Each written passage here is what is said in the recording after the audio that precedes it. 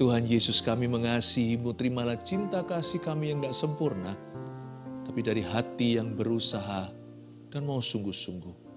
We love you dari keluarga Saat Teduh.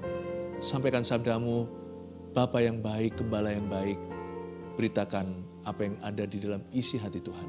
Berikan hamba-Mu kemampuan untuk menyampaikan. Tutup bungkus dengan darah Yesus, sembunyikan di balik salib-Mu selalu.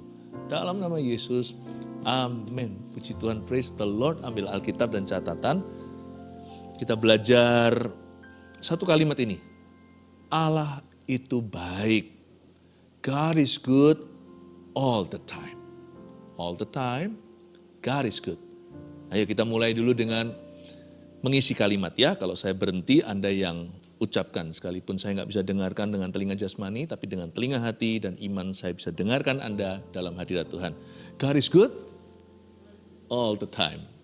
Ya, all the time, God is good. Allah itu baik. Yang percaya katakan amin.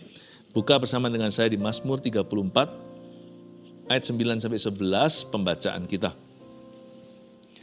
Saya bacakan. Kecaplah dan lihatlah betapa baiknya Tuhan itu. Berbahagialah orang yang berlindung padanya. Takut akan Tuhan, takutlah akan Tuhan, hai orang-orangnya yang kudus. Sebab tidak berkekurangan orang yang takut akan Dia.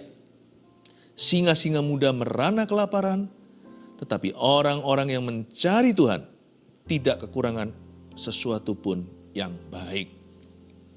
Ayat 9 dimulai dengan kecaplah dan lihatlah betapa baiknya Tuhan itu. Ini kecaplah ya, bukan kecap. Berarti dilarang testing-testing untuk coba-coba ini kecap manis atau asin. Kecaplah di sini artinya nggak boleh sampling maksud saya, nggak boleh sampling, nggak boleh coba-coba maksud saya, tapi tasting boleh. Taste and see that the Lord is good dalam bahasa Inggrisnya.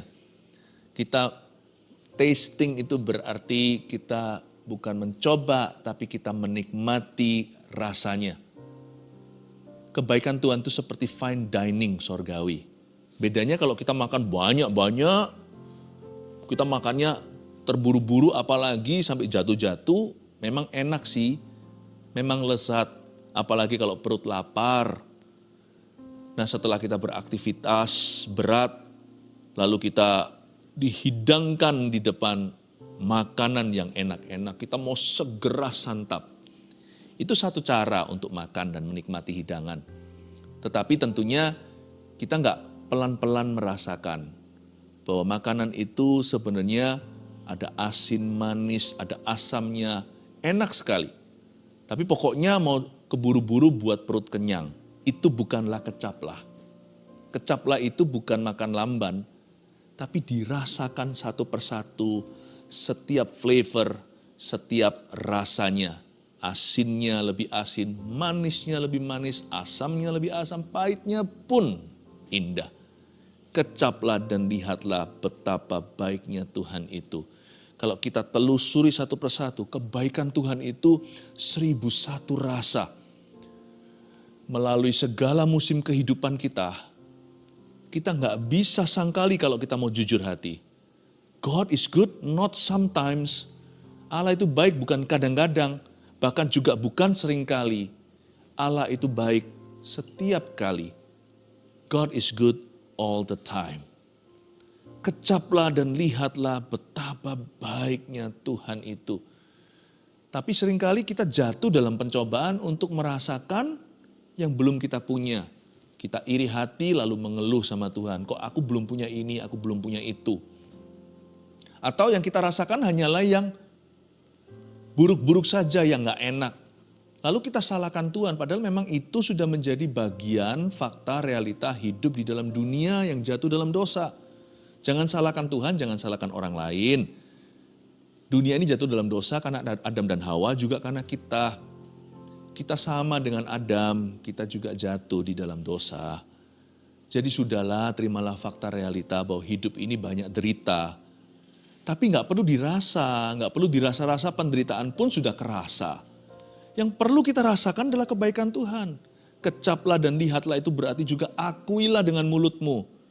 Pengakuan iman, God is good. Kalau kita nggak punya lagi alasan untuk memuji, Kan sudah ada lagu yang jadi, tinggal nyanyi.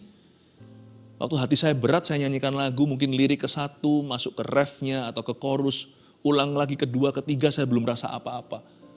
Tapi kalau saya terus meresapi hadirat Allah, 10-15 menit kemudian, terasa seperti hati saya mulai melayang. Itu bukan fly ya, itu bukan feeling melulu atau perasaan belaka. Sungguh-sungguh hati kita tuh diangkat masuk ke hadirat Allah.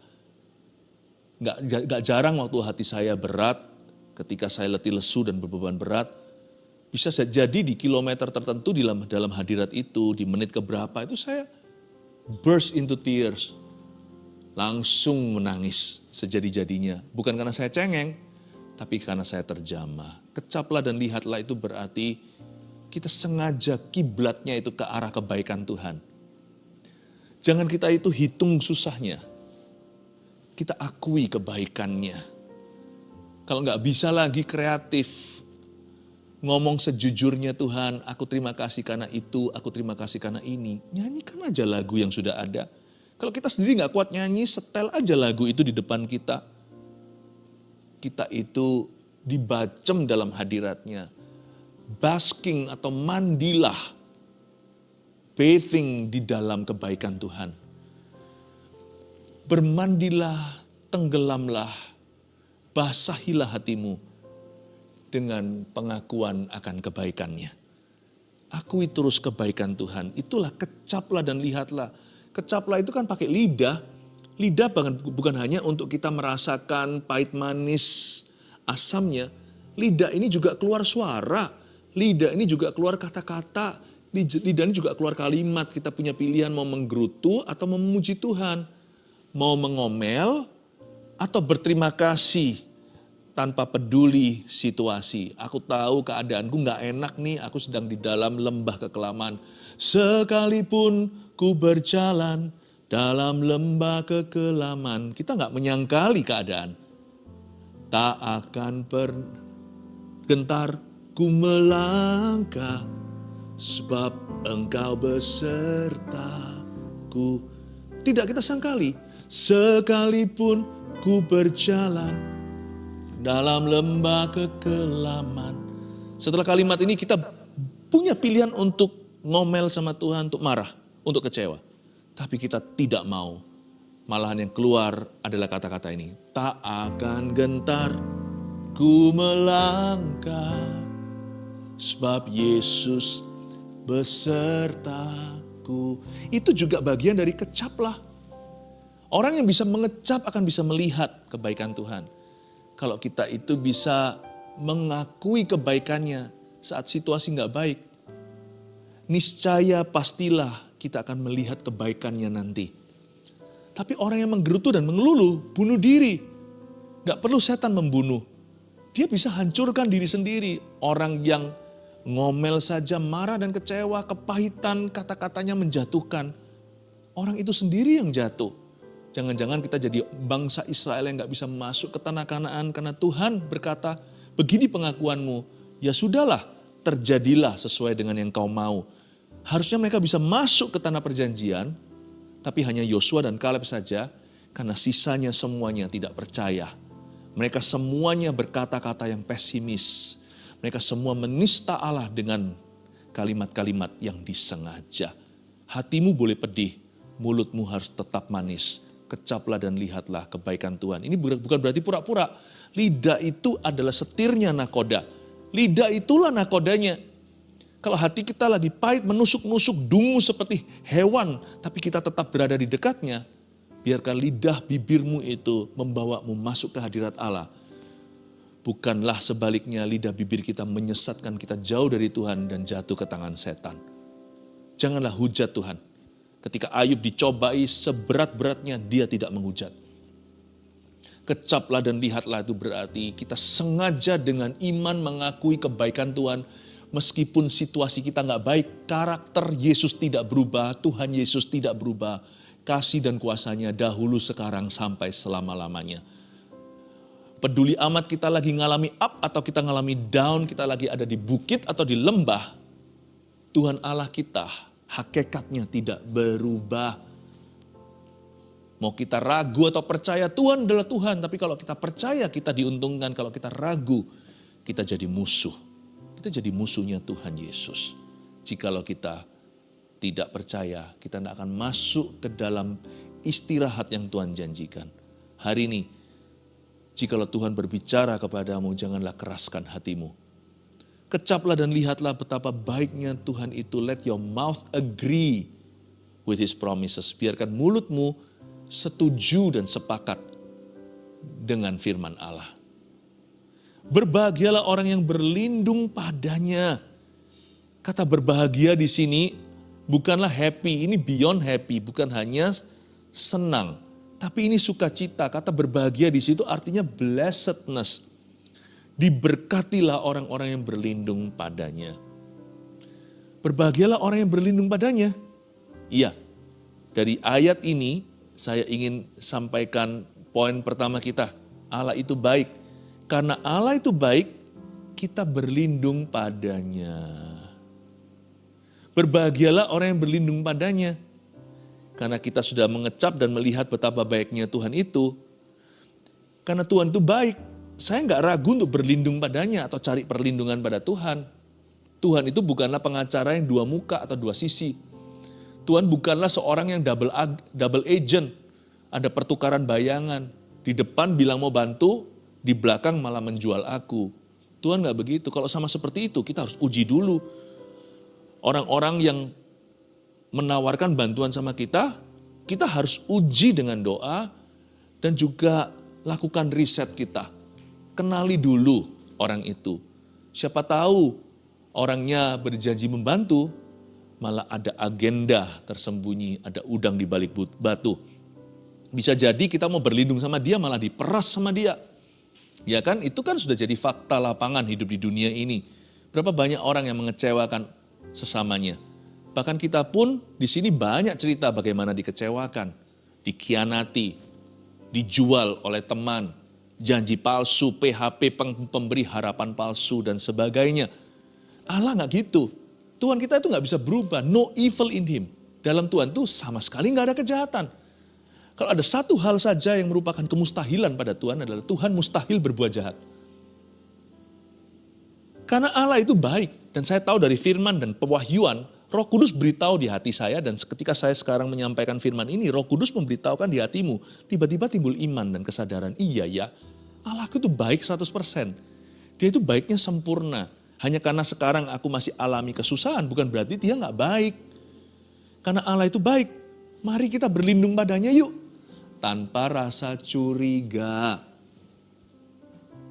Tanpa rasa curiga. Dia itu mempelai pria, Yesus Kristus. Mempelai gereja di sorga. Bukankah nanti disebut sebagai pernikahan anak domba Allah itu bicara tentang gereja Tuhan dan Yesus Kristus. Kita ini punya Tuhan yang gak akan menusuk kita di belakang. Kita tuh punya Tuhan yang gak munafik, yang luar dalam, depan belakang sama. Tenanglah, kalau saya sama Tuhan sudah saya aman. Bahkan, even suffering children are safe in your arms. Dalam satu lagu, chorusnya begitu, there is none like you. Bahkan, anak-anak kecil yang menderita, yang sakit, anak-anak kecil yang lemah pun aman di tangan Tuhan. Tuhan tidak akan lecehkan. Bahkan seorang wanita Samaria yang 5 tuh cowoknya, Yesus sendirian ada di sumur Samaria itu. Yesus tidak berlaku tidak sopan. Malah Yesus suruh panggil suaminya. Dan Yesus tahu pria yang sekarang sama dia itu bukan suaminya. Yesus berkata, akulah dia, akulah Mesias. Dan perempuan itu sujud. Dan dia lari ke kampungnya cerita, aku ketemu sama sang juru selamat. Kalau kamu minum dari aku, kamu tidak akan haus lagi. Yesus tidak eksploitasi. Yesus tidak manipulasi, tidak minta airnya. Sama sekali Yesus gak minum dari airnya. Yesus malah nawarkan air yang gak kelihatan. Perempuan itu merasa dihargai, dihormati. Biasanya semua laki selalu ada maunya sama dia. Saya beritahu ya, kalau wanita ini punya 5 cowok, berarti dia pasti cantik. Perempuan ini pasti menggoda. Tapi even perempuan kayak gitu aman di dekat Tuhan. Tuhan kita itu murni, Tuhan kita itu suci. Tuhan kita itu kudus, anak kecil, wanita, semua aman pada Tuhan. Masa saya nggak bisa percayakan hidup saya? Jikalau Tuhan itu berada di dalam satu ruangan dengan perempuan Samaria itu atau dengan seorang anak kecil, mereka akan Tuhan lindungi. Tuhan akan mengasihi mereka. Tuhan akan menghargai mereka, bahkan menghormati apa yang merupakan kebebasan orang itu, harga diri orang itu, masa depan orang itu, perasaan orang itu. Tuhan itu menghargainya. Tahu nggak, kita tuh punya Allah yang pribadinya kayak gitu. Makanya itu saya nggak berani serahkan anak saya pada ilah lain kecuali Yesus Kristus. Kalau anak Daud, anak Abraham ribuan tahun kemudian aja dipelihara Israel itu. Sampai sekarang Tuhan lindungi hanya karena punya janji sama kakek buyut mereka. Anakku lebih baik milik Yesus. Hidup saya juga. Karena Allah itu baik, kita bisa berlindung padanya. Kenapa kita ragu-ragu, kenapa kita curiga? Nanti kalau dekat sama Tuhan nanti diambil semua. Nanti kalau saya serahkan bisnis saya pada Tuhan, nanti saya disuruh jadi pendeta atau disuruh jual seluruh harta saya, dikasihkan ke orang miskin.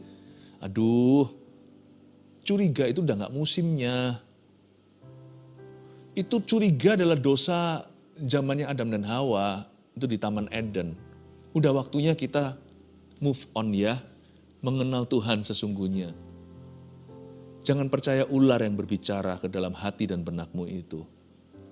There is no one, tidak ada satupun pribadi di bumi maupun di sorga, sesudah maupun sebelum ciptaan dunia, dari kekal sampai kekal selamanya, yang bisa dipercaya Yesus Kristus Tuhan kita. Makanya kenapa orang Kristen anak Tuhan harus punya rasa aman? Karena Yesus Tuhannya. Bayangin kalau kita punya Yesus sebagai Tuhan kita nggak bisa punya rasa aman, itu kan keterlaluan. Coba bayangkan kalau bapakmu dan bapak aku itu adalah bapak kami yang di dalam sorga, itu kita masih nggak punya rasa aman. Padahal dia sudah berjanji burung pipit di udara dia pelihara, bunga di padang dia hiasin, makanya kita yang keterlaluan. Bukan Tuhan kurang berjanji, atau Tuhan kurang tepati janji, hanya karena segala sesuatu belum terjadi sesuai dengan waktumu dan waktuku, semua indah pada waktunya. Doesn't mean, bukan berarti bahwa dia tidak setia. Cuman kita jangan memaksa, kita harus tahu dulu bahwa kita ini nggak tahu segala sesuatu, bahkan boleh dikatakan kita manusia itu nggak tahu apa-apa. Makanya kita nggak boleh SKSB,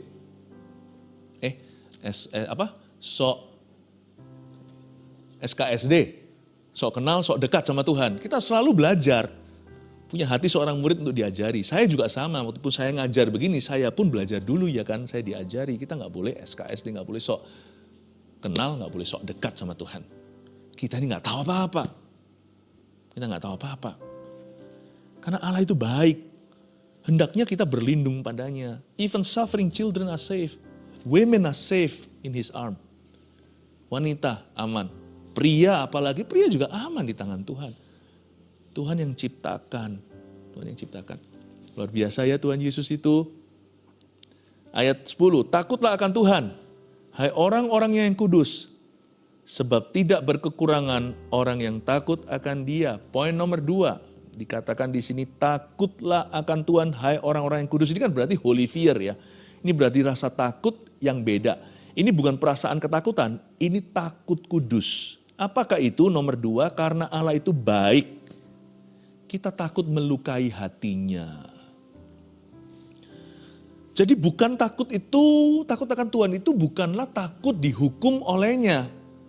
Wah, itu sudah enggak, itu kita mestinya di atas level itu kalau kita kenal Tuhan. Bolehlah itu masih di level agama atau roh agamawi. Harus begini, kalau enggak begini nanti marah. Tuhan akan marah. Kita harus kasih persembahan tertentu. Atau harus menemukan barang tertentu. Harus melakukan ini dan itu. Kita harus maju berapa langkah. Pergi ke gunung mana. Jam-jam tertentu, hari-hari yang suci harus dipelihara. Kalau enggak nanti jangan-jangan Tuhannya marah. Saya rasa kekristenan itu bukan begitu. Iman kita itu hubungan soalnya dengan Allah. Hubungan yang dipulihkan lagi lewat tubuh dan darah Yesus. Tirai itu dirobek dari atas ke bawah ketika Golgota berbicara. Lalu antara manusia dan Allah, pemisahnya itu ditiadakan. Karena itu kalau kita takut akan Tuhan itu bukan karena ketakutan akan hukuman. Takut akan Tuhan kita itu berdasarkan kebaikannya. Jadi takut akan Allah yang kita harus alami di hidup ini bukanlah ketakutan dihukum olehnya, tetapi karena Tuhan cinta sama aku kayak begini, aku punya Tuhan se-precious atau seberharga ini, dan karena aku mengasihi Dia, aku terjamah terharu dan aku forever and ever selama-lamanya berterima kasih dan bersyukur kepadanya, aku takut melukai hatinya. Takutlah akan Tuhan, bukan berhenti di kata takutlah. Hai orang-orang yang kudus. Bukan takutlah akan Tuhan, hai orang-orang yang dipenjara. Atau hai para terdakwa. Bukanlah takutlah akan Tuhan, hai orang-orangnya yang bersalah.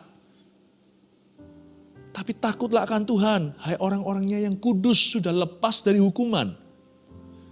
Takutlah akan Tuhan, His holy people. Ini holy fear. Ini ketakutan untuk melukai seorang yang kita kasih. Saya tidak mau pukul anak-anak saya pakai kekerasan dalam rumah tangga, baik anak maupun istri, bukan karena saya takut pada hukum yang ada. Bukan karena saya takut nanti saya akan ditangkap polisi.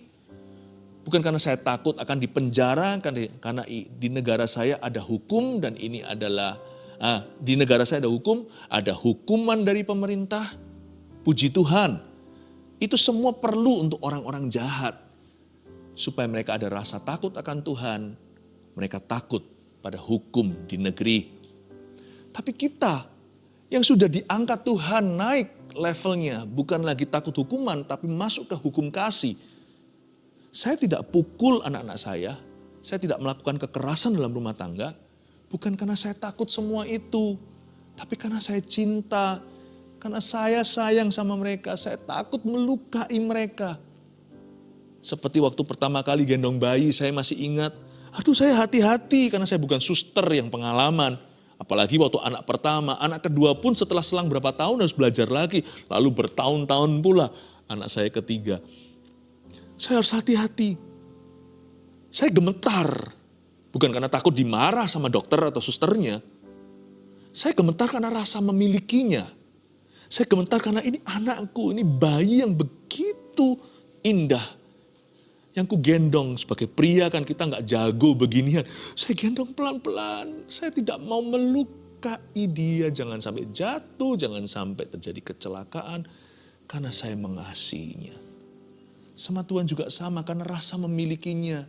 Dia adalah Bapakku. Kalau kita punya orang tua yang sudah lanjut usia, kita tuntun pelan-pelan. Kita pegangnya pun pelan-pelan, bicara pelan-pelan. Karena kita takut untuk menyentak atau mengejutkan atau membuat orang tua kita kaget. Kita takut kalau nanti pegangan kita agak terlalu kasar, terlalu kuat. Kita takut orang tua kita terluka. It's out of love.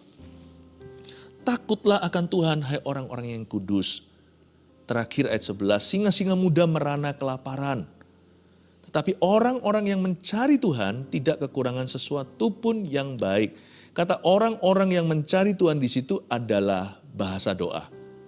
Tidak kekurangan sesuatu yang baik, Mazmur 23 ayat 1 bunyinya, Tuhan adalah gembalaku, takkan kekurangan aku. Takkan kekurangan aku itu bukan berarti kita nggak punya kebutuhan apalagi keinginan. Tapi poinnya sederhana. Poin nomor 3, karena Allah itu baik, kita tidak kecewa dengan jawaban doa. Kalau kita berdoa alias mencari Tuhan, kita percayakan jawaban doanya sama Tuhan. Kita boleh terus berdoa tidak jenuh, atau berdoa hingga sesuatu terjadi boleh, tapi ujung doa itu harus bisa menerima dan berserah apapun jawabannya. Jikalau jawabannya adalah ya, puji Tuhan. Jikalau jawabannya adalah tidak, tetap puji Tuhan. Tuhan memberi, Tuhan mengambil, terpujilah nama Tuhan. Jikalau jawabannya menunggu, tetap puji Tuhan, nantikanlah Tuhan. Ujung doa itu harus berserah. Kita boleh berusaha dalam doa, kita doa sekencang-kencangnya. Jangan gampang menyerah. Berserah itu bukan gampang menyerah. Berserah itu bisa menerima apa yang kita nggak bisa ubah. Doa, di dalam doa yang sesungguhnya ada hikmat untuk bisa menerima apa yang kita bisa ubahkan, kita bisa doakan, tapi juga harus bisa menerima apa yang kita nggak bisa ubahkan kalau memang Tuhan sudah final keputusannya. Asal hati kita tuh tahu bahwa God knows what's best for me. Tuhan tuh tahu apa yang terbaik untuk aku. Pokoknya kalau jawaban doa itu dari Tuhan ya. Baik itu iya atau jangan. Atau tunggu sekalian. Saya percaya yang dari Tuhan itu terbaik. Karena Tuhan paling ngerti apa yang terbaik bagi saya. Pokoknya dari Tuhan itu adalah terbaik. Saya nggak boleh iri sama orang lain. Dan saya juga tidak boleh menentukan. Kalau Tuhan sudah ketok palu atas hidup saya, Tuhan maunya begitu. Saya sudah berusaha berdoa sekencang-kencangnya. Kadang-kadang kita berdoa sungguh-sungguh, awan segumpal tangan itu muncul. Elia berdoa, lalu hujan setelah 3,5 tahun. Masa paceklik yang luar biasa atau kering kerontang. Untung Elia nggak berhenti di angka nomor 3, nomor 5. Dia teruskan 7 kali dia berdoa sampai terjadi sesuatu. Lihat tuh, berserah bukan berarti gampang menyerah. Tapi Daud ketika berdoa untuk anak pertamanya dengan Batsheba, dia seharian gak makan, gak cukur, gak mandi, tabur debu, koyakan baju, sampai semua pegawainya takut kalau dia begini. Sampai besok dia berdoa usahakan ketika anak itu, janin itu dalam kandungan mengalami permasalahan. Dia doa supaya janin itu diselamatkan, lahirnya normal. Setelah dia memaksakan diri demikian rupa, mati anaknya. Semua doanya gak dikabulkan. Pegawainya berkata, waduh celaka nih kalau raja tadi aja anaknya masih sakit, itu janin bermasalah, dia doanya begini. Sekarang kalau sudah mati, siapa berani beritahu sama dia anaknya sudah tiada. Jangan-jangan raja bisa mencelakakan dirinya. Raja bisa lakukan sesuatu yang bodoh dan gegabah. Enggak tuh, Daud langsung mandi, urap wajah, makan. Setelah dia mendapatkan kabar buruk itu, dia berkata, apa boleh buat? Aku sudah berusaha. Kalau Tuhan memutuskan anak itu harus kembali kepadanya, aku hanya bisa menerima keputusan Allah. Semua orang pegawainya garu-garu kepala. Kok bisa gini raja? Hari itu mereka belajar dari seorang nabi, seorang yang hatinya berkenan pada Tuhan. Dia tahu bahwa imannya sudah sempurna untuk anak itu. Tapi keputusan Tuhan daulat, iman sempurna pun tak bisa ubahkan. Karena Allah itu baik. Daud gak kecewa sama jawaban doa Tuhan. Jawaban doa Tuhan pada saat itu adalah anak itu dicabut nyawanya. Itu kakaknya Salomo. Tahun depannya dapat Salomo. Berkat Tuhan itu yang terbaik, sekalipun berkat itu kadang-kadang terselubung. Jadi jangan sampai kita itu marah. Namun demikian, janganlah kita gampang menyerah. Oleh karena itu saya sarankan apapun jawaban Tuhan, bersyukurlah. Dan juga jangan takut beriman ya. Jangan takut berharap. Dan hati harus divaksin tidak takut kecewa. Saya jadi orang berani minta sama Tuhan. Kerohanian saya itu begini. Saya bukan orang yang sungkan pelin-pelan formalitas sama Tuhan Yesus. Kalau saya minta sesuatu, karena saya tahu firman. Bukan berarti saya tahu seluruh isi Alkitab dan mahir. Tapi saya itu dibimbing oleh pelita ini. Ini adalah pelita kakiku. Jadi saya nggak mungkin minta sesuatu yang gila. Saya nggak mungkin meminta sesuatu yang salah. Enggak. Tapi waktu saya meminta sesuatu ada di dalam batas-batas firman Allah, saya berani loh. Saya orangnya kalau sama Tuhan tuh nggak basa-basi. Saya ngomong apa adanya, Lord I need this, I want this. Saya akan ngomong terus terang. Karena sama Tuhan saya nggak punya rasa sungkan. Karena dia adalah Bapa aku. Kalau nggak minta sama Tuhan, masa minta sama tetangga? Saya nggak takut beriman orangnya. Saya nggak takut berharap secara spesifik sama Tuhan. Tapi ada satu lagi rahasianya. Saya tetap pegang pewahyuan bahwa Allah itu baik. Jadi saya harus selalu ready, 100% harus senantiasa siap apapun jawabannya. Hati saya sudah divaksin anti kecewa.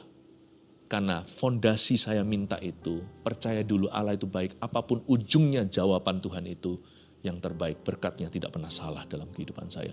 Nggak bisa kecewa. Nggak bisa, nggak pernah, nggak akan kecewa. Kalau kita punya pewahyuan yang benar, Allah itu baik. Rohani kita akan kuat. Doa kita akan berani. Dan hidup kita akan senantiasa stabil sampai Tuhan datang atau sampai kita mati. Allah itu baik, 1, 2, 3 poinnya apa aja? Karena Allah itu baik, kita berlindung padanya. Jangan curiga ya. 2, karena Allah itu baik, kita takut melukai hatinya. 3, karena Allah itu baik, kita tidak kecewa dengan jawaban doa. Saya harap kita semua hari ini diberkati.